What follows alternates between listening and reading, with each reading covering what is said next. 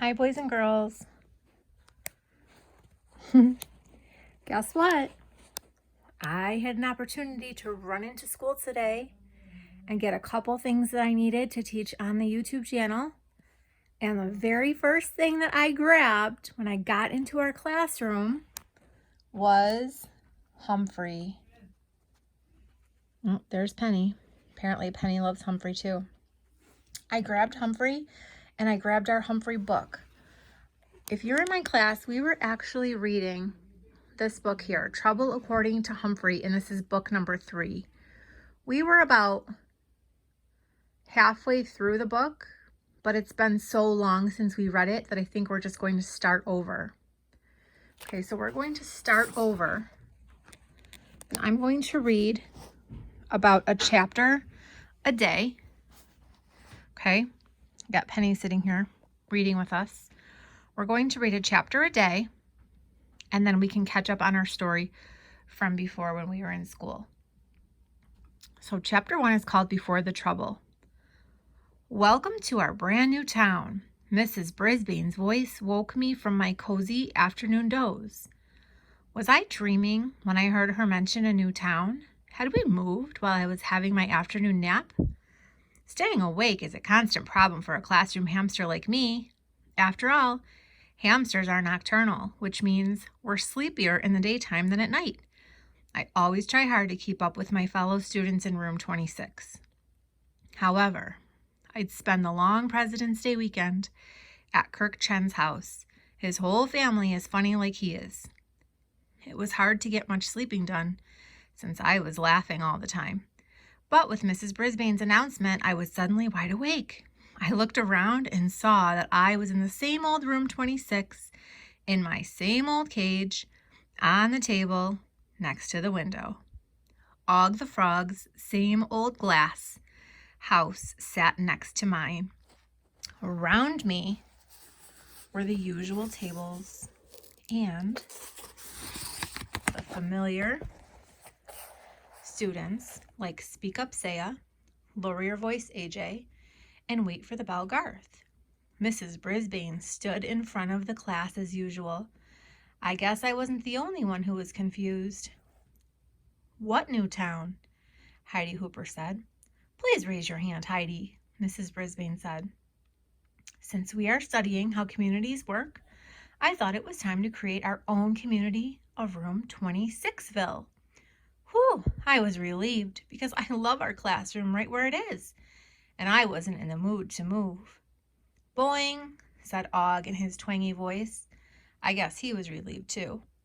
You've been studying about what makes a community, right? Asked Mrs. Brisbane. Yes. I learned a lot about communities recently. First, I learned that there are 2 M's in the word.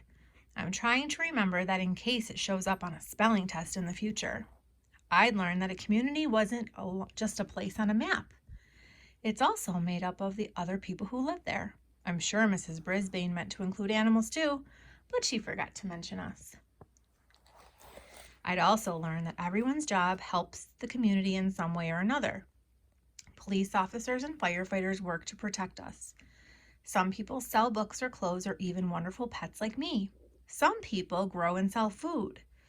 Some people keep the streets clean, and others, like Aldo, our custodian, keeps the classroom clean.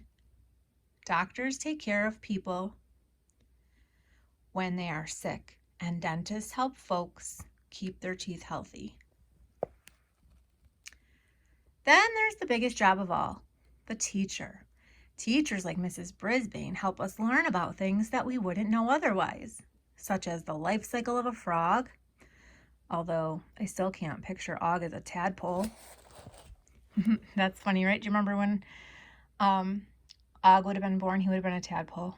How to write a poem, and the way to add and subtract big numbers. Sometimes my paw gets tired from writing down really long problems in the tiny notebook I keep hidden behind my mirror. But I keep writing anyways because it is important. My mind wandered while Mrs. Brisbane continued to talk about all we learned, and I realized, oh no, I wasn't listening at all. If I kept daydreaming, I would end up like Pay Attention Art Patel. who only paid attention in class about half the time and whose recent grades, I'm sorry to say, were dreadful. Not at all like Speak Up Saya, the quiet girl who always paid attention and got the best grades in class. Better than mine, I have to admit. There I was again, my mind wandering to Art's problems instead of listening to Mrs. Brisbane. I hopped on my ladder and vowed to listen to every word she said. It's one thing to talk about a community and another to be part of one, the teacher was saying. So that's why I decided to create our own community here. We'll lay out on our town. Well, there goes Penny. Penny, are you interrupting the story? Penny. Oh, don't interrupt the story. We're reading about Humphrey. Okay. It's one thing to talk about a community and another thing to be a part of one, the teacher was saying. So that's why I decided to create our own community here. We'll lay out our town right in this classroom and everyone can have a job. Garth's hand shot up. Will we get paid? Not in money. You will get points for doing your job correctly and extra points for doing your job especially well. Okay, so Mrs. Brisbane turned their little classroom into a little community. Do you remember this part? She gave everyone a very specific job. Another hand went up. Mrs. Brisbane called on, "Don't complain, Mandy Payne. I don't like the name Room 26ville, she said. I don't think Mandy realizes how much she complains." Mrs. Brisbane smiled. "Do you have a better name?" Mandy scratched the top of her nose. Brisbaneville? I don't want to name it after me, said the teacher. Besides, there already is a famous town named Brisbane. It's in Australia, and they pronounce it Brisbane.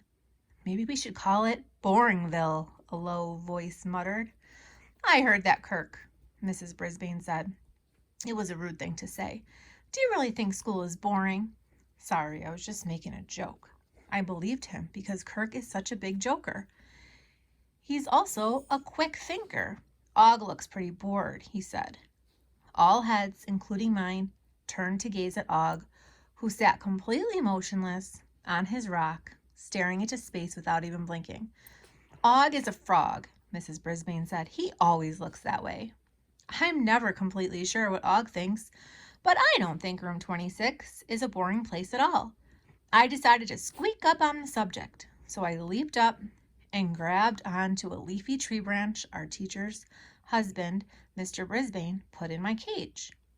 He was always adding new and interesting things to my home, like my ladders and a large cage extension.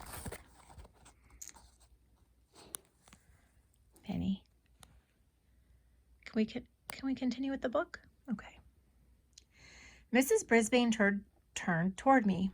Humphrey certainly doesn't seem bored.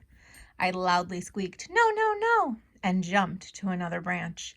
Let's call it Humphreyville. That was definitely AJ's loud voice, and this time he forgot to raise his hand too. Humphreyville! Voices burst out from around the room, including with chuckles and giggles. Humphreyville? Mrs. Brisbane thought it over. Unfortunately, it was hard to think because Gal had gone into one of her giggling fits. Stop giggling, Gal, said the teacher. Please. Now, what do the rest of you think? Miranda? Miranda Golden, or Golden Miranda, as I like to think of her, didn't hesitate a bit. I love the name. Saya, what do you think? For once, quiet, speak up Saya didn't have any trouble speaking up. Yes, it sounds like a real place. What is it again? Pay attention, Art asked. Humphreyville, Saya told him. I never heard of any town named after a hamster, said Art. Well, I may be a hamster, but I'm no ordinary hamster. I am an exceptionally cute golden hamster, I've been told, who happens to know how to read and write. Not that anyone knows about that except me, or the fact that my cage has a lock that doesn't lock, so I can come and go as I please when no one's looking. That part is very important. Humphrey has a cage that looks like it's locked, but it's really not locked, and he can get out when no one's looking.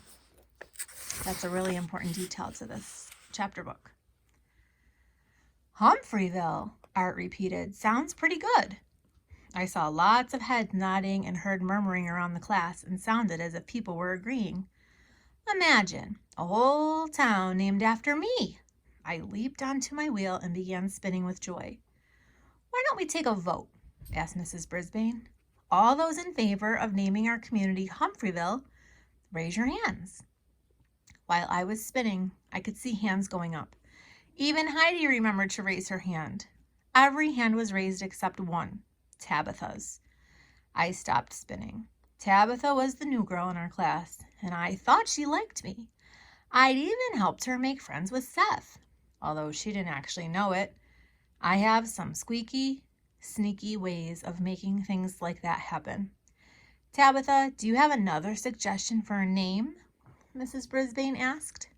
No, said Tabitha. I like Humphreyville. I'm just afraid Og will be jealous. Jealous? I hadn't thought about that. Even though when Mrs. Brisbane brought Og in as a second class room pet, I'd been jealous of him. It's embarrassing to admit it, but it's true. That's something to think about, isn't it? After all, if we named our community Tabithaville, the other students might be jealous. The teacher agreed. Yeah, and it's hard to say, Heidi blurted out. Heidi, you simply must remember to raise your hand. Mrs. Brisbane had helped a lot of students change their bad habits. Somehow, she'd never been able to get Heidi to remember to raise her hand. Now, class, why don't we let Og decide? The teacher walked over to the frog's glass house. Hey, Og, do you vote for Humphreyville? I wasn't expecting very much, because I learned that Og, being a frog, has an unusual way of expressing himself. His boings were nothing like the energetic squeaks of a hamster or the giggles and shouts of the kids. In fact, sometimes Og doesn't communicate at all. Still, he and I had learned to be friends, so I wouldn't have been surprised if he just continued to sit motionless as usual. But that's not what he did at all. Instead, he started leaping up and down on his rock, splashing water on Mrs. Brisbane's chin. Boing, boing, boing, he twanged, as only Og can do. The students laughed uproaringly. Even Mrs. Brisbane chuckled as she wiped the water off. Thank you for your vote, Og. Now let's try again. All in favor of naming our new community Humphreyville, raise your hands. This time, every hand went up, including Tabitha's. Whew, she liked me after all. Og stopped leaping and splashing and sat quietly on his rock again. Mrs. Brisbane looked pleased. Welcome, class, to the town of Humphreyville. She wrote the name on the board in great big letters. And to keep track of the progress of our town, we'll be starting a daily newspaper. I think the Humphreyville Herald would be a good name, don't you? My friends all agreed. My heart hopped around on my chest like a happy frog. Had my hamster ever been honored like this before? Probably not. I decided right then and there that I would try to remain as humble as possible and do whatever I could to make Humphreyville the best town in the world. I jumped on my wheel and spun for a while until I realized that Mrs. Brisbane was still talking. There's a whole lot more to building a community than finding a name. I stopped spinning and started listening. What's the first thing you need when you move into a new place? I knew what I would need. A cage. There's no point in raising my paw since I never get called on, but a lot of other hands went up. Mrs. Brisbane called on Repeat It Please Richie. A car, he said, or a truck to carry all the stuff you're moving. What if you don't own anything at all? Asked the teacher. What would you need first? Bargain Mart, Richie said. Everybody laughed. I figured Bargain Mart must be some kind of a store like Petorama. I think you're jumping ahead, Tabitha. Do you have your hand up? Tabitha nodded. You need a place to live, a house. Or a tent, Heidi blurted out. Very good, said Mrs. Brisbane, ignoring Heidi's outburst. Something like a house. Your first assignment is to design a place that represents where you would live in the town. You can draw a picture, make a model out of clay, or build it out of cardboard. Be creative and think about what kind of home you'd like for yourself in Humphreyville. The bell rang. We'll have math after recess, and then we'll get to work on your homes. Recess is a time when my fellow classmates all go out and play. It must be fun because my friends usually come back laughing and joking. At this time of year, late February, they also come back with rosy cheeks and red noses. I always stay inside and try to get some exercise, climbing my ladder or spinning on my wheel. I must admit, sometimes I go in my sleeping hut for a nice nap because remember, I am nocturnal. On this day, when Mrs. Brisbane wasn't paying attention, I sneaked out my notebook into my sleeping hut and thought about what kind of house I'd built. I loved my cage, but sometimes I'd think about the fancy houses that are sold at Petorama. Once was a Chinese pagoda, and one was a tall castle. Miss Mack, the substitute teacher and superb human being who first brought me from the pet store in room 26 of Longfellow School, couldn't afford one of those, which was okay with me. Anything Miss Mack did was fine with me. Yes, it was fun to think about my perfect house. After all, if you would have a whole town named after you, you should have a nice place to live. So this is the end of the chapter. So it says, new town in room 26 to be named after Classroom Hamster. Houses will be going up in Humphreyville within a week. Teacher predicts the Humphreyville Herald. So they're writing a little newspaper to go along with their little Humphreyville, which is like their little town of school. So Penny fell asleep reading her story, but we have Humphrey here. You can pretend you're holding Humphrey just like you do in my class, right? Right, Penny? Humphrey is very glad to see you, boys and girls. Every day we'll read a chapter together. Penny. And you can pretend that you're here with me and Penny and Humphrey. Okay, we'll see you tomorrow. Bye.